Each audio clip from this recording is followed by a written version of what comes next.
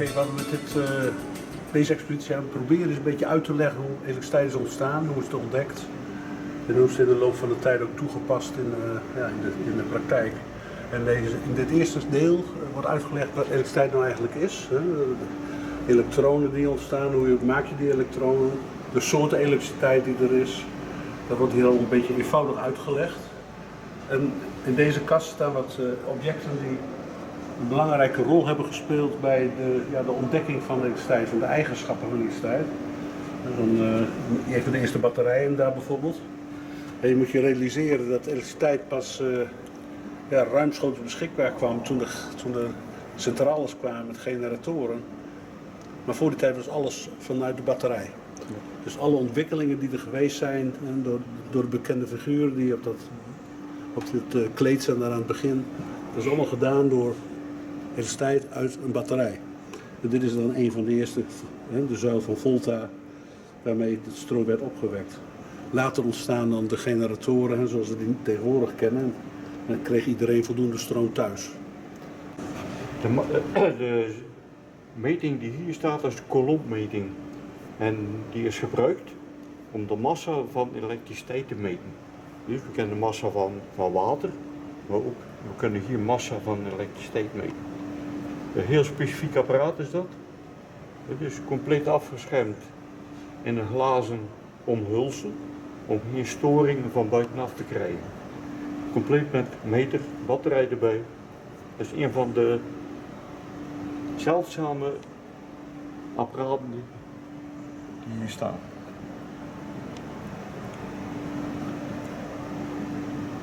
Ja, dit is het apparaat voor inductie, neem ik aan. Hè? Ja. Inductiemeter, zie je die spoelen zeg maar, waar de stroom doorheen gaat en dan krijg je een magnetisch veld. Ja. En dan kun je dan aflezen op de kompasnaald die daar binnen zit. Dan kun je de richting van het veld mee zien. Dus de elektriceermachine van Wimshurst, dat was ook een van de eerste apparaten waar elektriciteit mee werd opgewekt. Hè, naast de batterij. Dan ga je aan draaien en dan kun je dus door die wrijving ontstaat er een elektrische spanning die je opslaat in 2 condensatoren. Nou, dit is dan een beetje een moderne uitvoering van die elektriceermachine van Wimshurst. Als je dan gaat draaien, dan wek je dus statische elektriciteit op en je hoort de vonk overspringen. Daarmee worden de condensatoren gelijk ontladen en dan heb je een spectaculaire vonk. Alleen maar door te draaien en door die wrijving elektriciteit op te wekken. De eerste elektriceermachine was niet met schijven, maar met een zwavelbol. Dus met de zwavelbol krijg je ook elektriciteit. Maar ook met wrijving, hè? Het moest wel gewreven worden, zeg maar. Ja. Je kent toch wel van vroeger op school met een kattenvel. En dan zo'n glazen staaf en dan wrijven en op een gegeven moment dan sprongen de vonken over. Dat is een beetje hetzelfde principe zou je kunnen zeggen. Je ziet wordt met de productie en netwerk in Nieuw-Zeeland. Dus de eerste elektriciteitscentrale was in Kinderdijk. Die is gebouwd in 1886. Allemaal gelijkspanning nog. Hier in Terneuzen, aan de Korte Straat, was ook een klein centrale. En zoals in vele dorpen hadden allemaal een klein centrale. Dit is een foto van de elektriciteitscentrale van Rijkswaterstaat. Dus de voormalige Westsluis was de eerste sluis die elektrisch aangedreven werd. Hebben ze de Pesum opgericht en in 1923 is die bedrijf gegaan. Dus een stukje van de centrale staat nog in Westdorpen. En is die nog in bedrijf? Nee, het schakelstation wel, maar de centrale niet meer. Je ziet dan de werkzaamheden die ze aan de bovengrondse leiding moesten doen. En dan konden ze met klimschoenen klommen de masten. Door heel Zeeuws-Vlaanderen vind je nog een aantal plekken van dit soort toch mooie gebouwen. En dat waren vroeger de transformatorstations. Hè. Dus de stroom werd van de centrale daar naartoe gegaan en vanuit hier werd het gedistribueerd naar de verschillende plekken. Maar dat zijn natuurlijk prachtige mooie gebouwen. Helaas zijn het tegenwoordig allemaal van die metalen blikken dingen geworden. Maar ja, hier moeten we zuinig op zijn op dit soort gebouwen. Hier is een stukje omschrijving van de productie van elektriciteit. Dus hoe wordt de elektriciteit opgewekt door kolencentrales tegenwoordig heel veel gascentrales, kerncentrales. En je ziet een beetje de opbouw, hoe in feite zo'n centrale werkt. Dus opbouw en generatoren en de lijnen die weggevoerd worden naar heel het land, door heel het land. Dus de spanning van een generator is 20.000 volt, die wordt opgewekt. Dan wordt die opgetransformeerd tot, zelfs nu tot 380.000 volt. Gaat hij terug naar de woningen en dergelijke en dan gaat hij terug naar beneden. Dus eerst naar 10 kilovolt en daarna naar 230 volt en 400 volt. En dus valt thuis krijg je 230 volt of 400 volt. Dit is een kolencentrale. Dit is de afvoer. Hier heb je de boiler. De boiler die warmt de turbine op, die gaat draaien. En dan wordt die door een transformator 20.000 naar 10.000 of 20.000 of nu tot 30.000 volt opgewekt. En dan heb je altijd huisjes nodig om dat terug te brengen. Om dat helemaal terug te brengen. Ook weer gekoppeld tegenwoordig al met windturbines, gekoppeld met zonnecellen die je overal ziet. Je ziet een vitrine met enkele isolatoren, de glasisolatoren, dat zijn die in die hoogspanningsmasten hangen. Isolatoren die binnen in gebouwen gebruikt worden.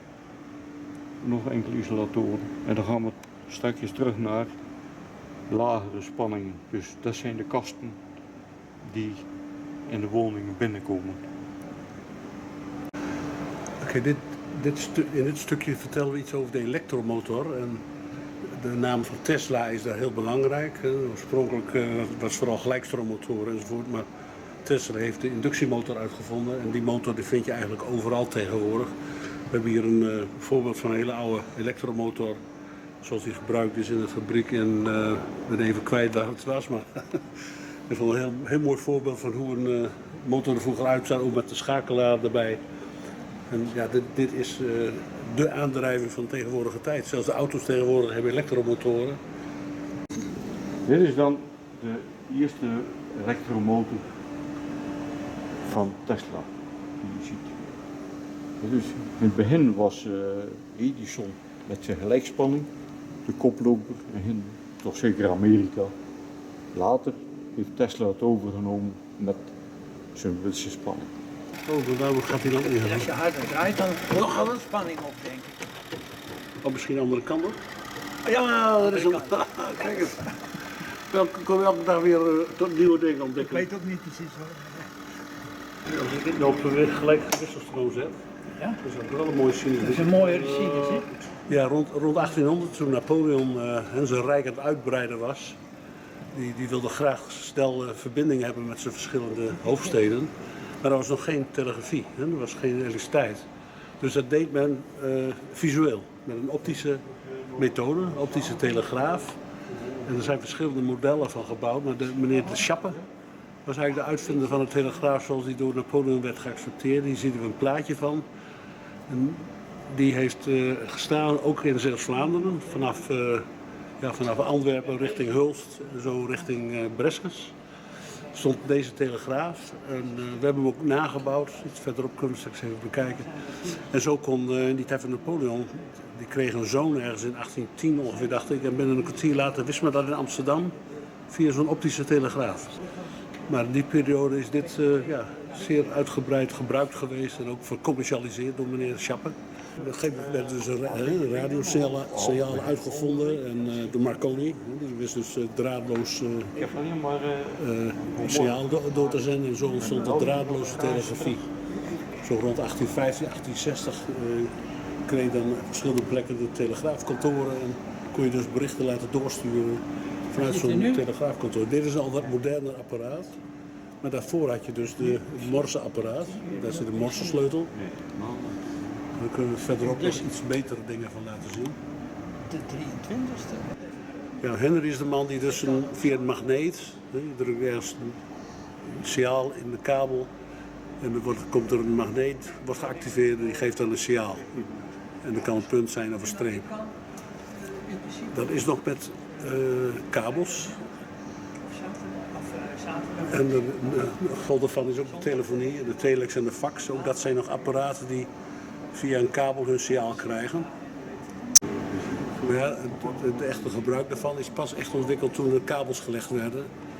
En dat je dus ook een uitgebreid bereik had met die telefonie. En tegenwoordig hebben we de digitale telefoon en de draadloze telefoon. Maar daarvoor was het dus allemaal met kabels.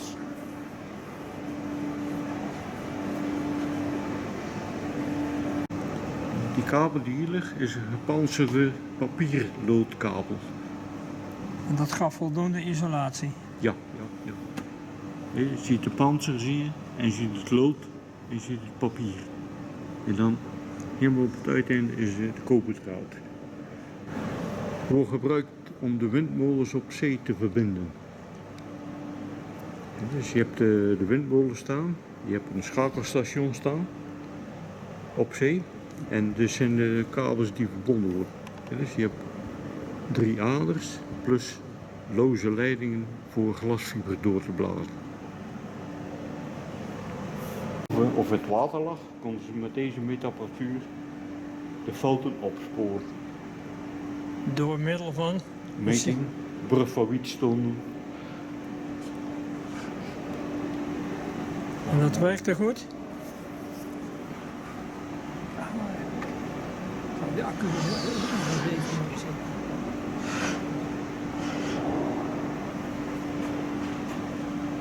Dat is mooi. Heel mooi. Is die veel? Nee, jammer nog. Ja,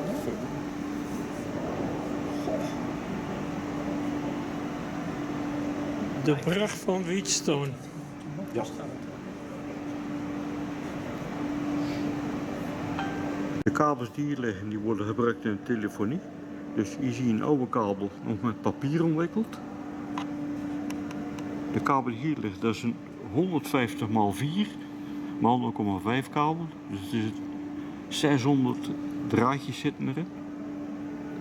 Nou, dit kabeltje hier, glasvezel, Ja. dat doet minstens zoveel als die kabels samen. Ja. Dus hier zie je nog een voorbeeldje van zo'n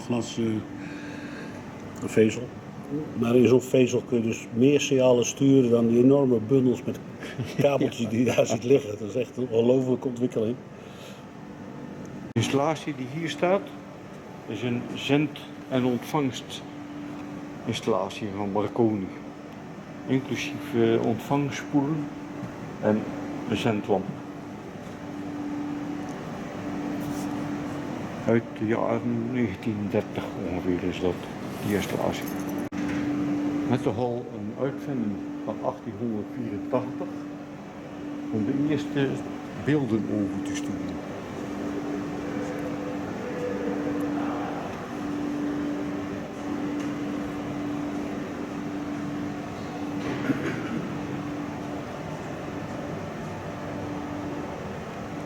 Dit is de huistelefoon, een oude, met de bel en iets modernere telefoons.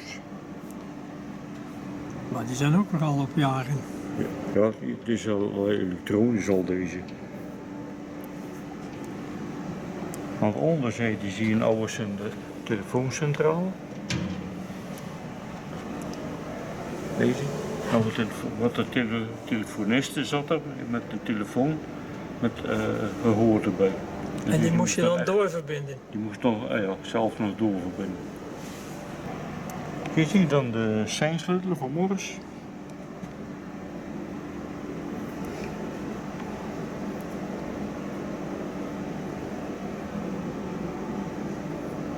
En een Morris ontvanger.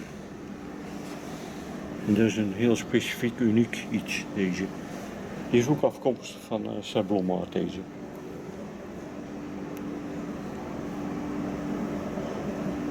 Met diverse zendlampen, radiolampen. Die erbij, ook van Sablonmaat deze.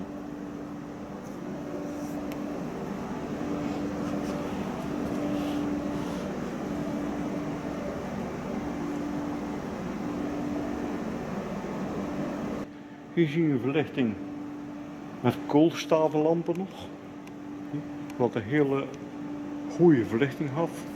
Ook de aanleg van de bekabeling, want je had natuurlijk overal de verlichting nodig. Want het begin van de elektriciteit was de elektriciteit alleen maar voor verlichting. Er waren nog geen motoren, dat was er nog niet al. Hier zie je een stukje omschrijven van de verlichting. Dus met de prehistorie, kaarsen, petroleum, koolstaven, tot en met nu de energielampen met LED-verlichting.